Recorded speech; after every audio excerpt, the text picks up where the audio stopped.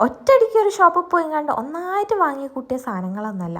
ഓരോ തവണ ഓരോ ഷോപ്പിൽ കയറുമ്പം പല പല സാധനങ്ങൾ കാണും. ചിലതൊക്കെ ഈ വേണോ വേണ്ടേ വേണോ വേണ്ടേ എന്നൊക്കെ പലവട്ടം ചിന്തിച്ചിട്ട് രണ്ട് ഡിസിഷനൊക്കെ ആയിട്ട് അങ്ങനെ ലാസ്റ്റ് അവസാനം ഒന്ന് വാങ്ങി അങ്ങോട്ട് ഇറങ്ങിയ പല ദിവസങ്ങളും ഉണ്ടായിട്ടുണ്ട്.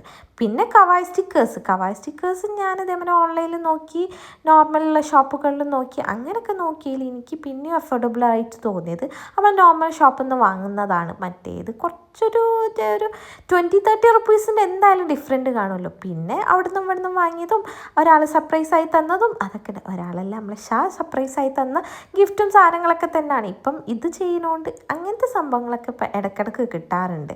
ഇനി ഇത് വെച്ചിട്ടൊക്കെ എന്തെങ്കിലുമൊക്കെ ചെയ്യണം, അങ്ങനത്തെ എന്തെങ്കിലുമൊക്കെ എന്തെങ്കിലും ജേണൽ ഐഡിയാസോ കാര്യങ്ങളോ എന്തെങ്കിലുമൊക്കെ ഉണ്ടെങ്കിൽ കമൻസ് പറഞ്ഞോളി. കളറോ തീമോ എന്തായാലും വേണ്ടിയില്ല, കമൻസിൽ അറിയിക്കുക.